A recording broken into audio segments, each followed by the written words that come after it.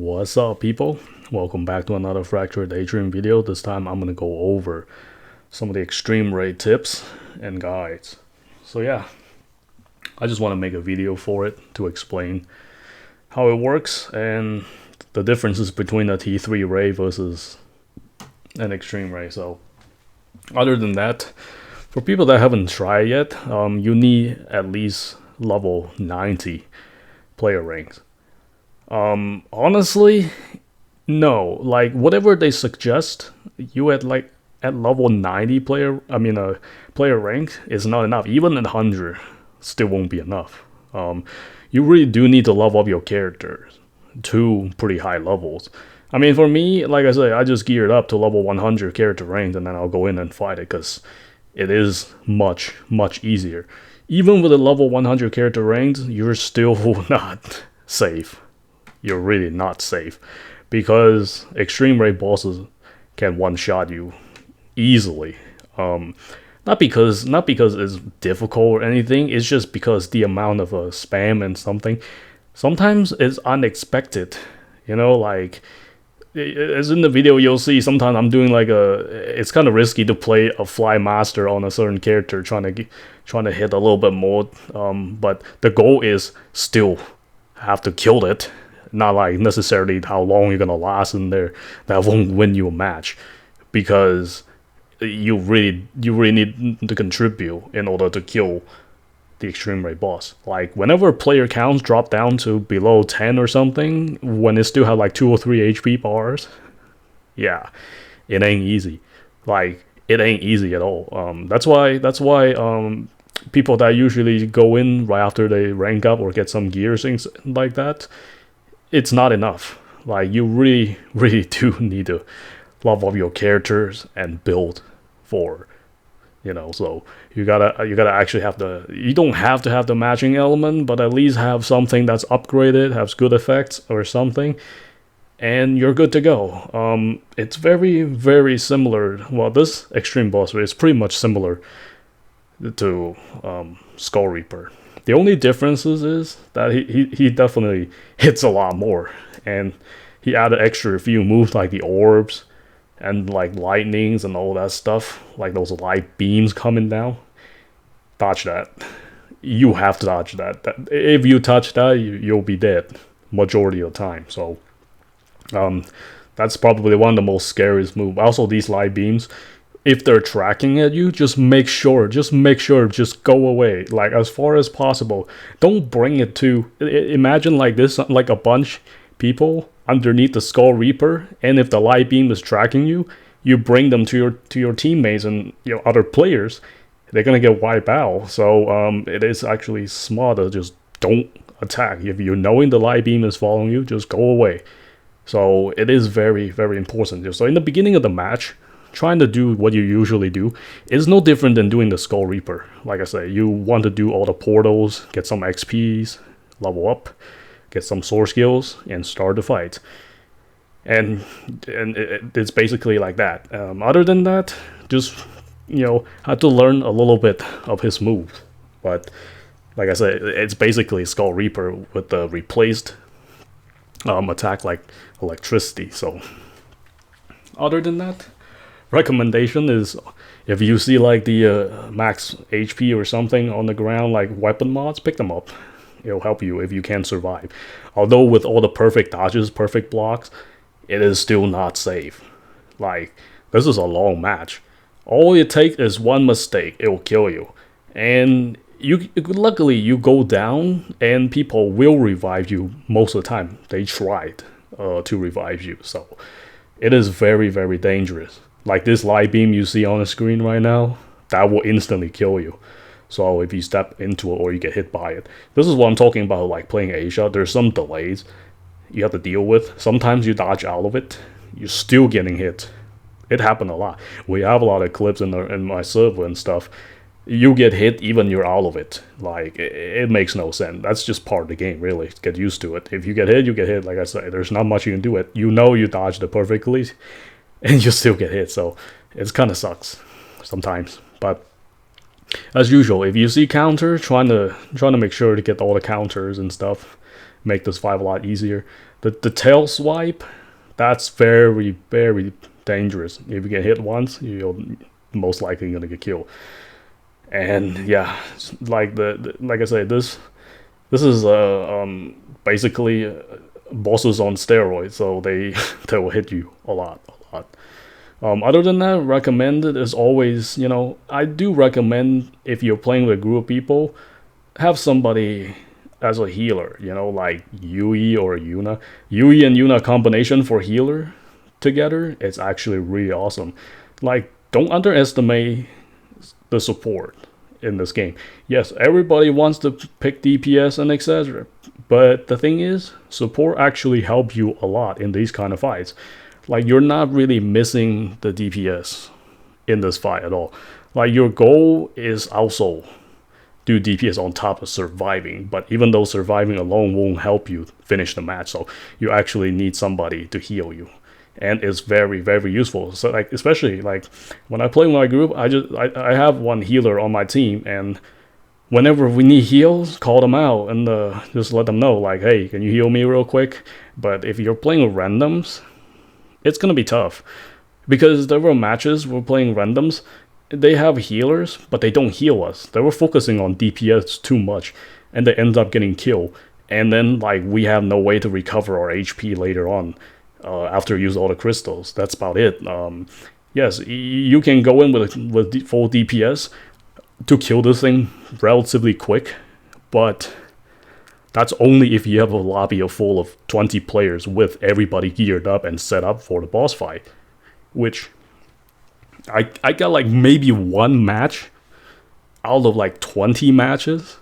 That Skull Reaper getting killed like relatively quick, like fast. But outside of that, no. Like outside of that will be like you have 15 players left when you finish the match, 10 players left, or less than 10 players left. So yeah, it's not every lobbies you're gonna get like that lucky to have everybody geared up and yeah, we're just gonna destroy this boss real quick.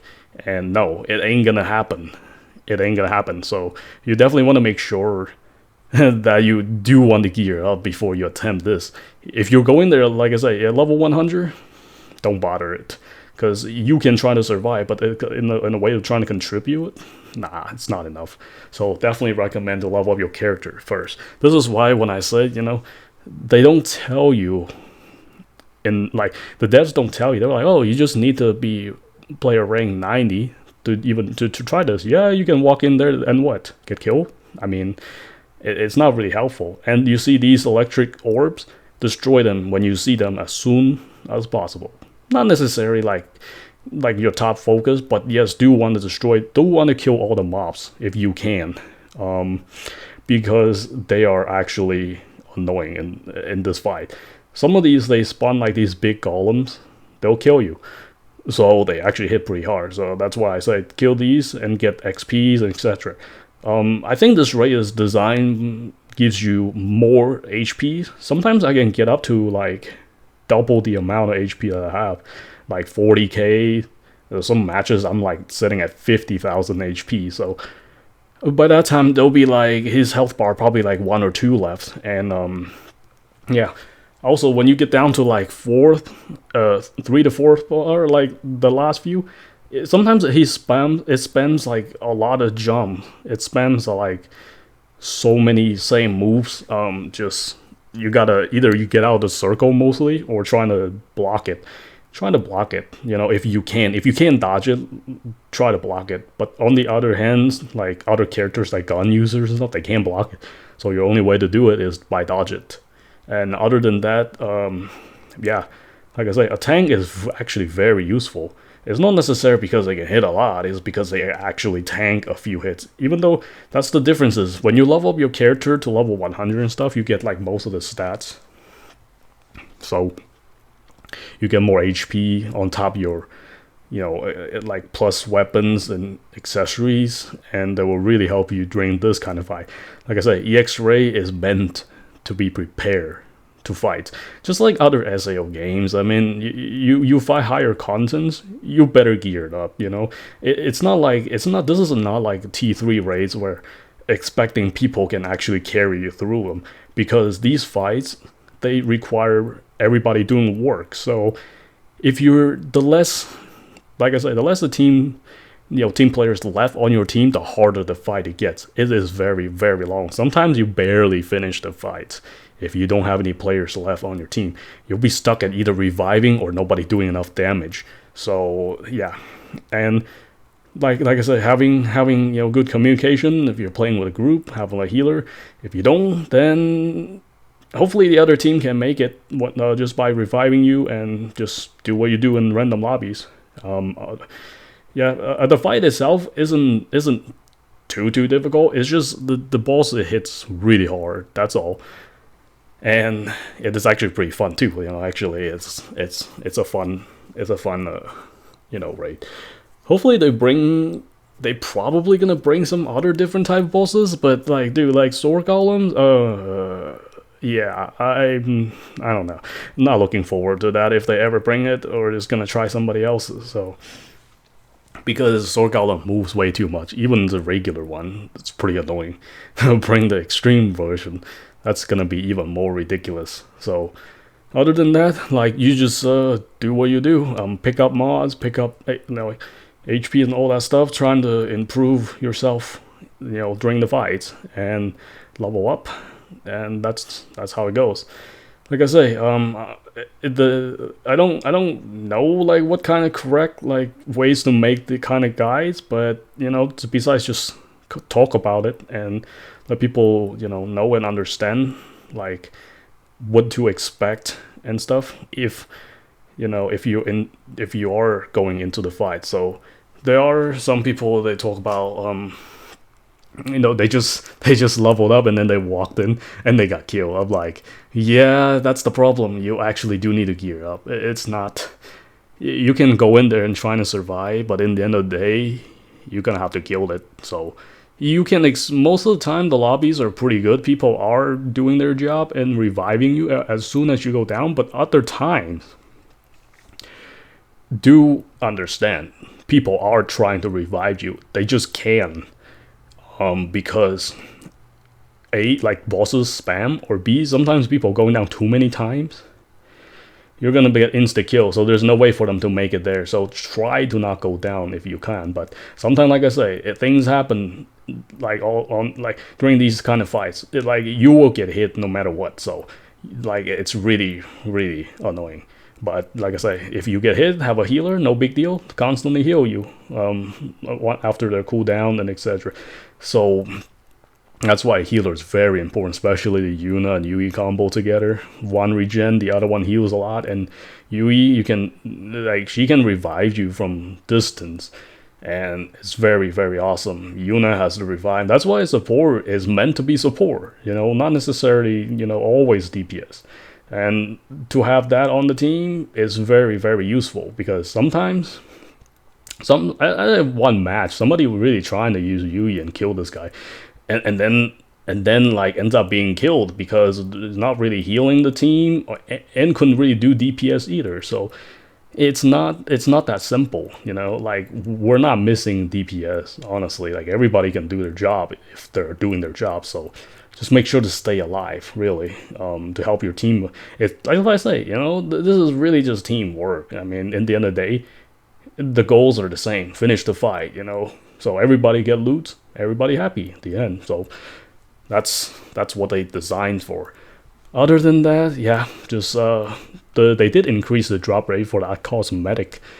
I did about 10 runs and I got the hat, but I think I'm just gonna stick with my whale hat. I still prefer, because that's one of my favorite animals. So I might use the hat, I might not, but yes, it does take about 10 runs. If you do have good RNGs, you probably can get it much faster.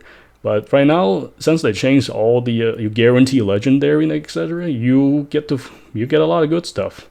Just farm a lot, and while it's here, farm a lot. Then you might not get this chance when it's gone. So that's why it's important whenever these events, even though they should have been in the game, but for a long permanent, but whatever, whatever they want to do is fine. But other than that, that's pretty much it.